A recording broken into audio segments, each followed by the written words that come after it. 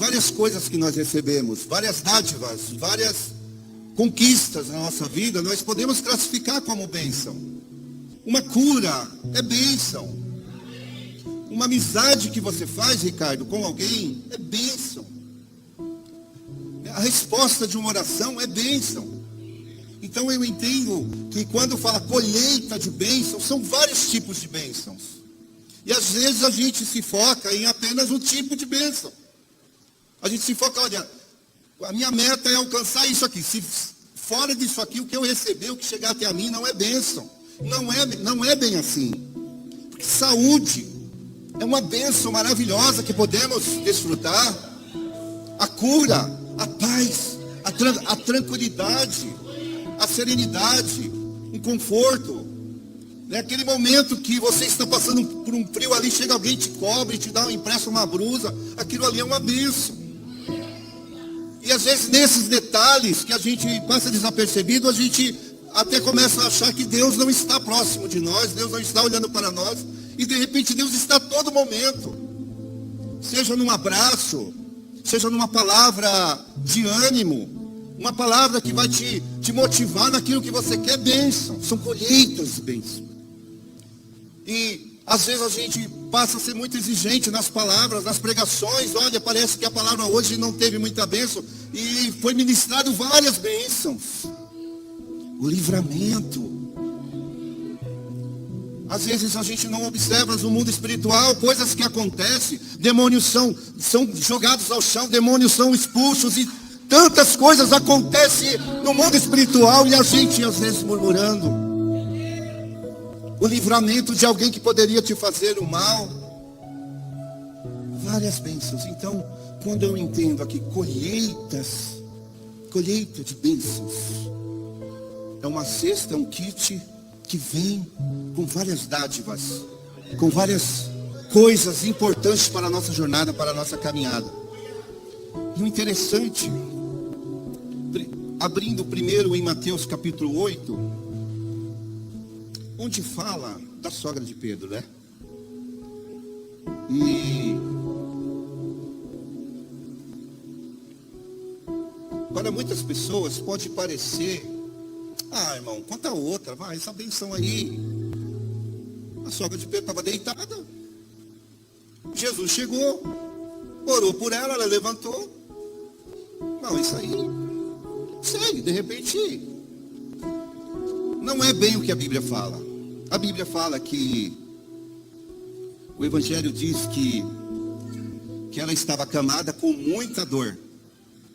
Alguém aqui, é possível que tenha alguém aqui que nunca teve dor na vida? Alguém aqui nunca teve dor de nada? É bom sentir dor? É maravilhoso sentir dor? Sabe, você está aquela dor aguda e você, que legal, maravilha. Meu irmão, se tem uma hora que até o ateu acredita em Deus, é na hora da dor, meu irmão. E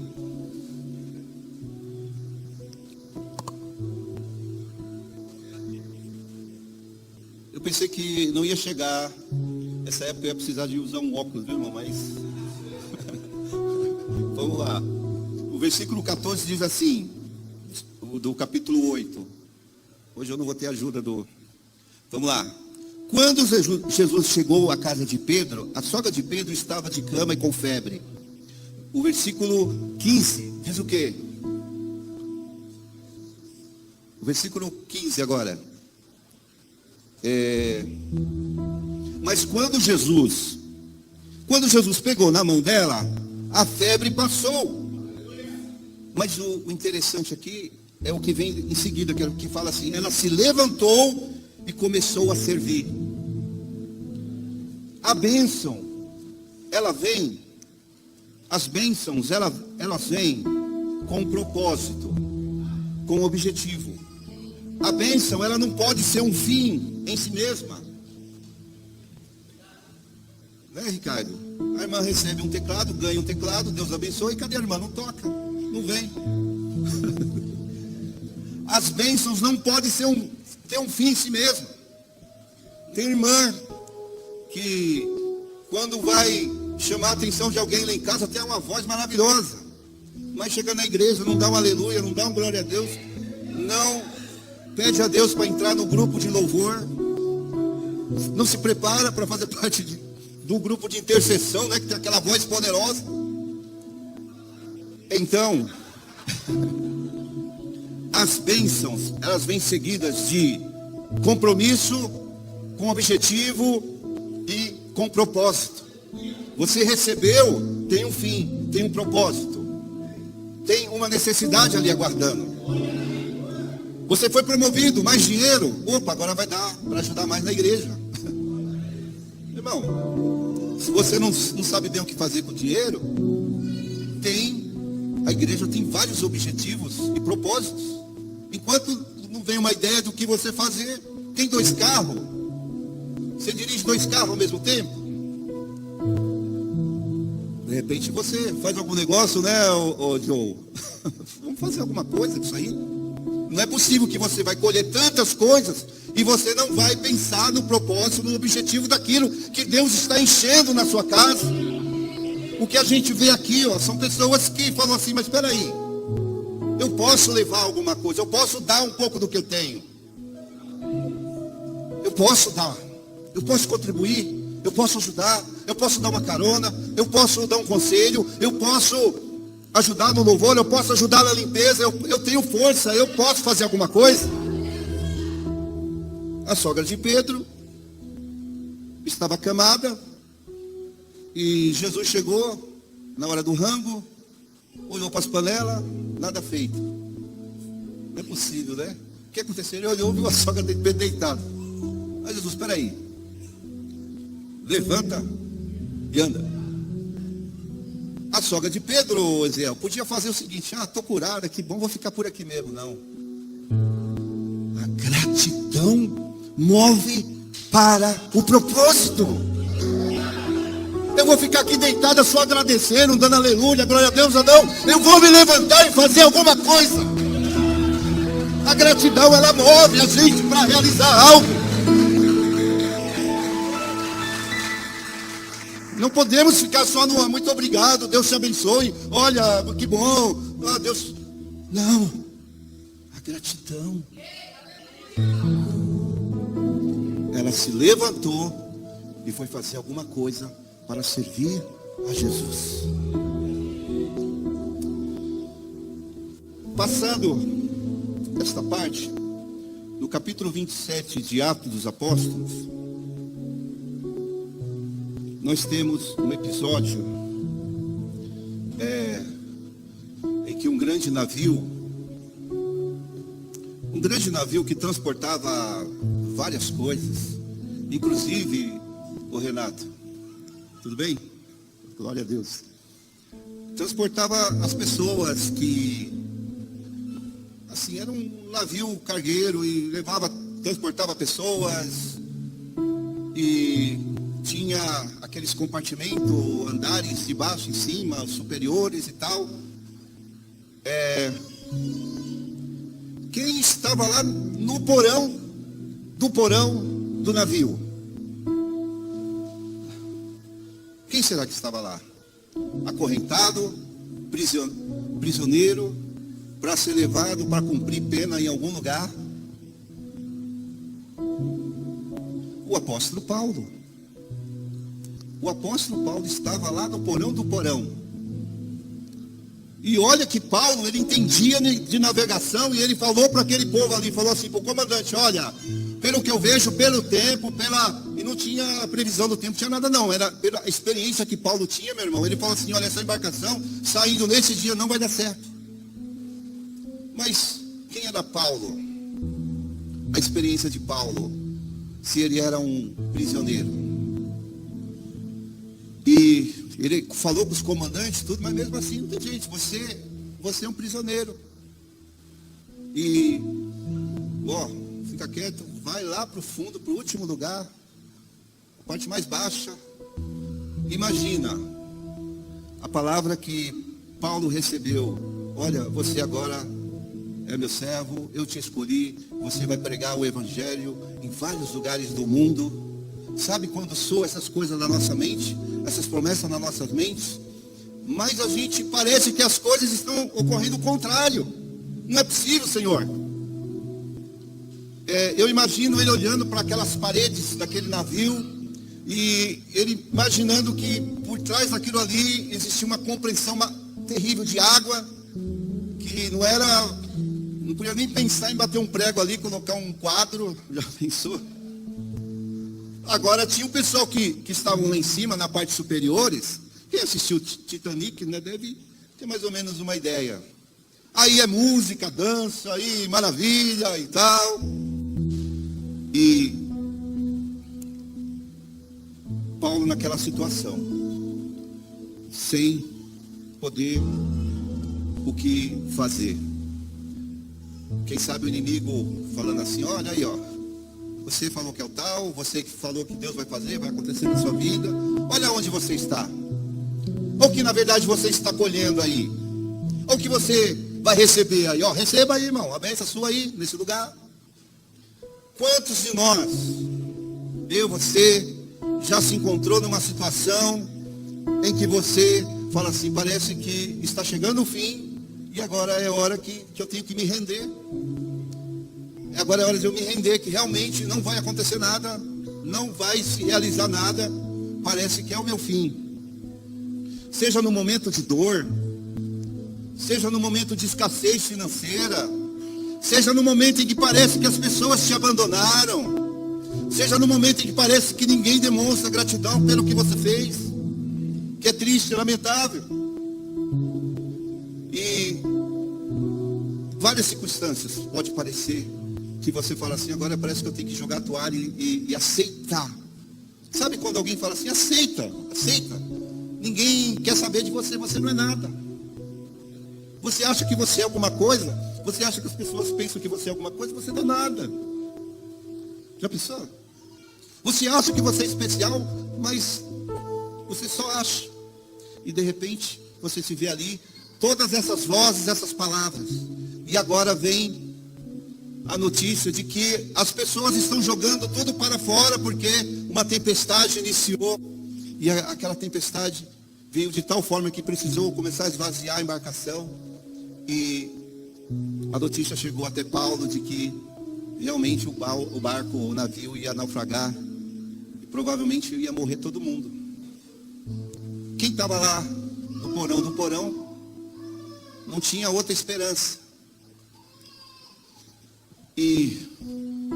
Mas a palavra fala, Paulo ele narra aqui nesse capítulo, que o anjo do Senhor, um anjo da parte de Deus, um anjo da parte de Deus, não falou com ninguém que estava lá em cima, passou pelos comandantes, passou pelos capitães, passou por todo mundo, mas foi falar com aquele que estava lá no porão do porão.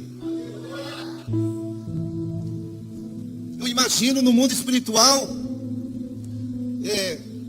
porque esse mundo que nós vemos, que nós olhamos, assim a gente não vê as coisas como estão acontecendo.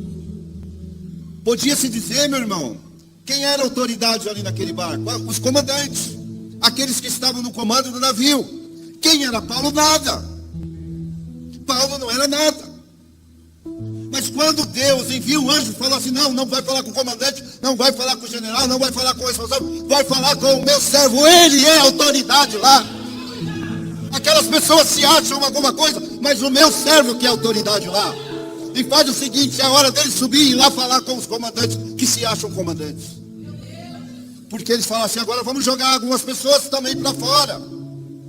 Jogar umas coisas. Aqui fala que eles ficaram 14 dias sem comer. Porque jogaram, é burrice, né, irmão? Jogou toda a comida fora. Eu fico imaginando. Jogou toda a comida fora. Mas para ficar 14 dias sem comer, acho que alguém guardou alguma coisa no bolso e falou assim, não, eu não vou jogar não. A gente que é pobre tem essas manias. Não sei, não, eu vou garantir aqui, pelo menos meu. Se quiser jogar o seu, que jogue. E Deus enviou um anjo e falou com Paulo, Paulo, é o seguinte, fica tranquilo, você é autoridade aqui, e por causa de você, nenhuma alma vai morrer, nenhuma pessoa vai perecer. Não, misericórdia. Como é que pode. E chamam o Paulo, e Paulo vai até os comandantes e fala assim: olha, fica tranquilo, que ninguém vai morrer, ninguém vai perecer, todos vão se salvar. Mas os comandantes estavam desesperados. Não é possível? É sim, fica tranquilo. E segundo o relato que aconteceu aqui, realmente aquelas ondas, aquela tempestade fizeram com que naufragasse, destruiu o barco. Mas por causa de Paulo, por causa de muitas bênçãos que estavam preparadas para a vida de Paulo, que ele ia retribuir com tantas outras pessoas, Deus poupou aquelas vidas. E Deus foi com Paulo naquela situação. Mas conseguiram alcançar um local. E chegando naquele local chamado Malta, uma ilha.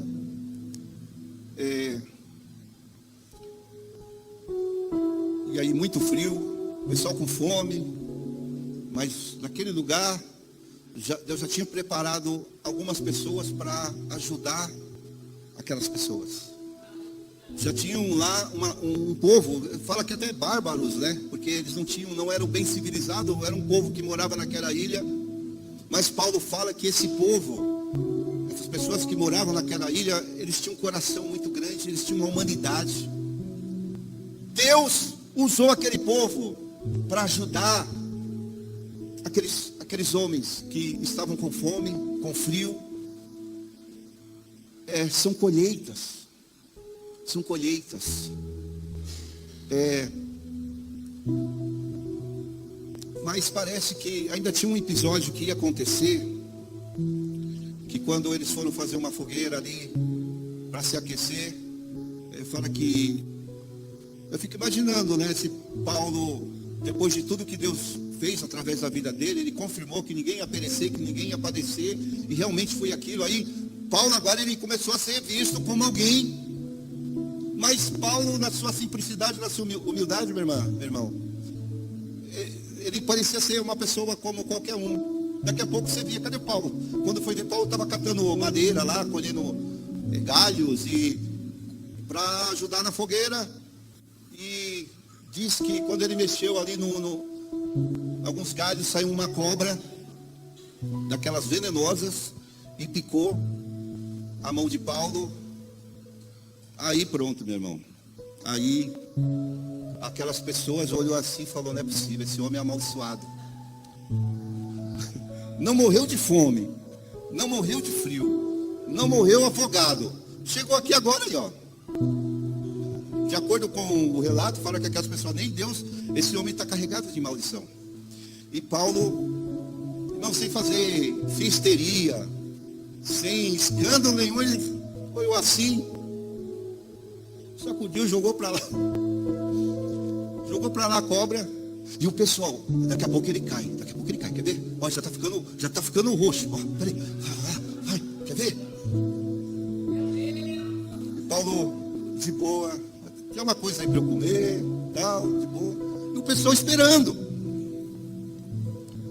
Mas, quando Deus tem um projeto, tem um plano, tem algo para a sua vida, não vai ser o inferno, não vai ser a cobra, não vai ser urso, não vai ser ninguém, não vai ser aquela pessoa que se acha dona da sua vida, não vai ser a ingratidão de pessoa, não vai ser os problemas que você vai enfrentar, não é as finanças, muito menos o demônio.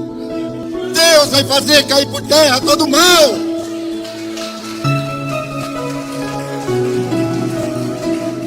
Deus é contigo. Nenhum mal vai te atingir. Deus vai permitir situações na sua vida, Deus vai permitir coisas acontecer na sua vida, mas é para provar que Ele está contigo, Ele não te abandona, Ele está do seu lado, Ele te pega pela mão, Ele te carrega, Ele te leva, porque Ele tem um propósito na sua vida, Ele tem um plano, Ele tem algo traçado na sua vida.